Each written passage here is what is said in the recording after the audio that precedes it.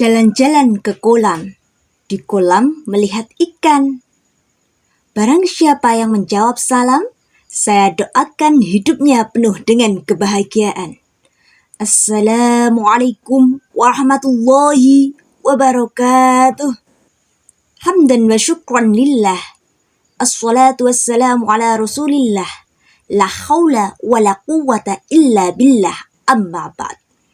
Yang terhormat Dewan Juri yang arif lagi bijaksana, kaum muslimin muslimat yang dirahmati oleh Allah Subhanahu wa Ta'ala.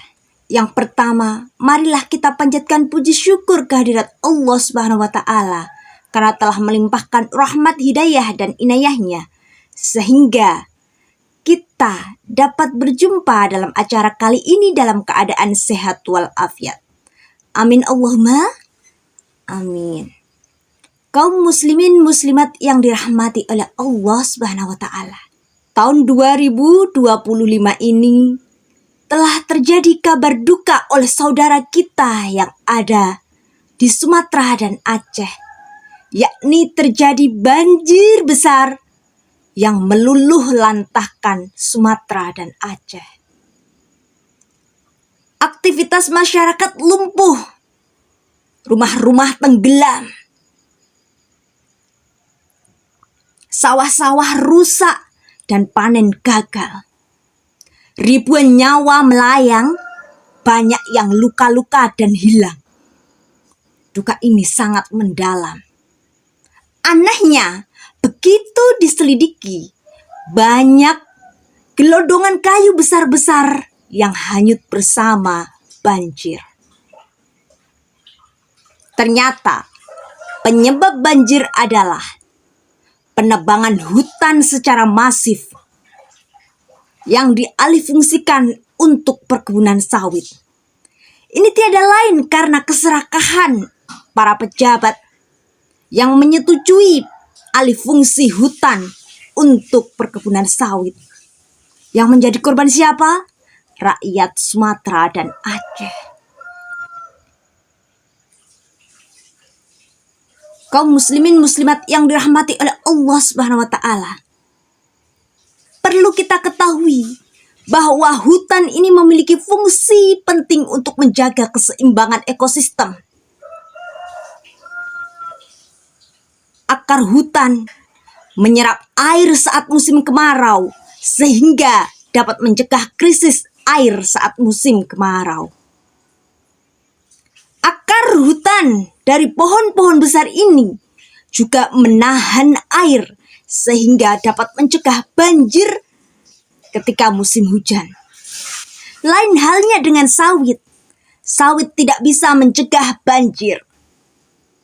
Kenapa? Karena bukan tanaman dikotil. Akarnya dangkal sehingga tak mampu menahan air. Akibat alih fungsi lahan ini, banjir melanda, semua luluh lantah. Tak lain karena keserakahan manusia. Keserakahan pejabat yang menyetujui menandatangani kebijakan untuk alih fungsi lahan menjadi perkebunan sawit.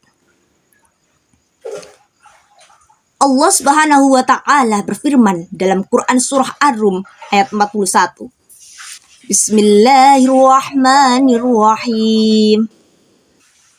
Dhaharal fasadu fil barri wal bahri bima kasabat aydin nas.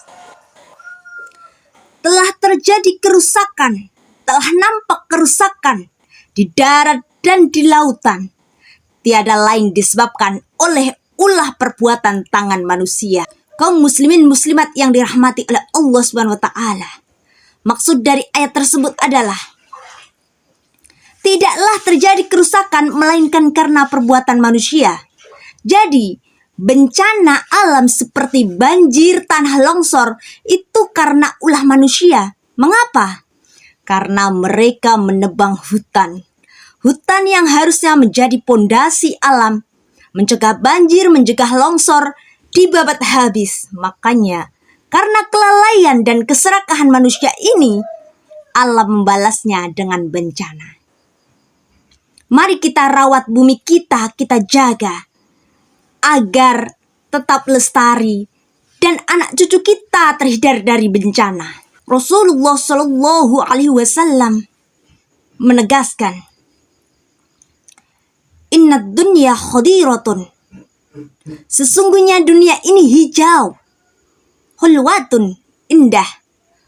Wa inna allaha, dan sesungguhnya Allah, mustahlifukum fiha, menjadikan kalian khalifah di dalamnya.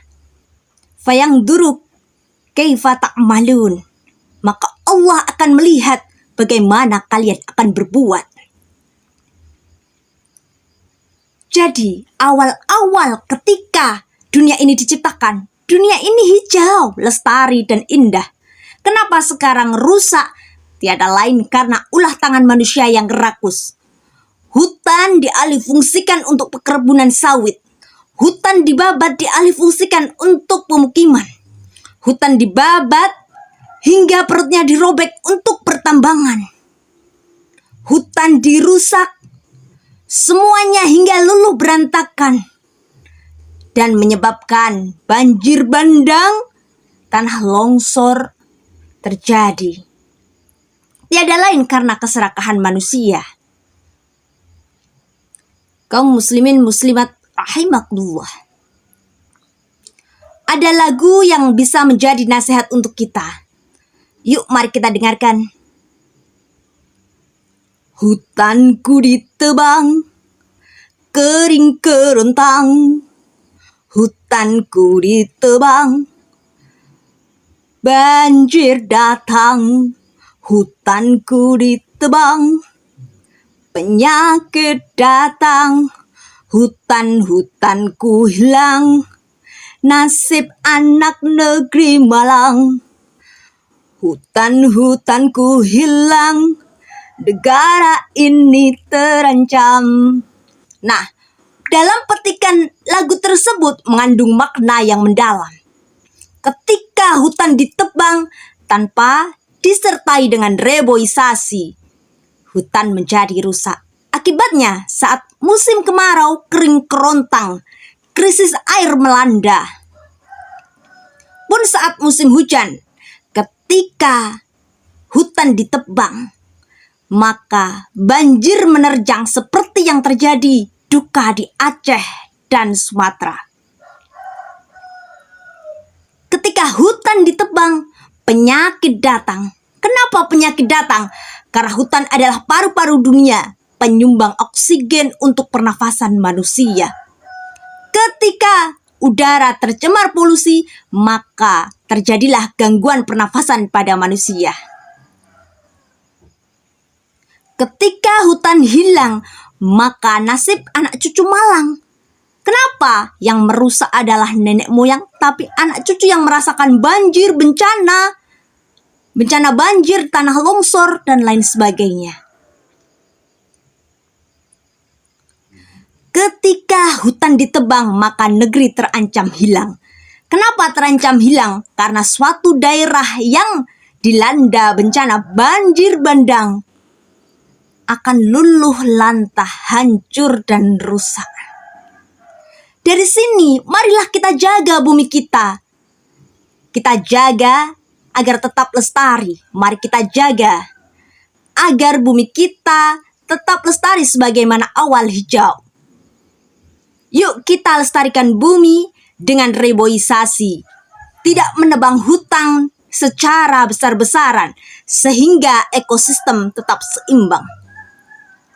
Demikian dari saya. Wallahul muwaffiq ila aqwamit thoriq. Wassalamualaikum warahmatullahi wabarakatuh.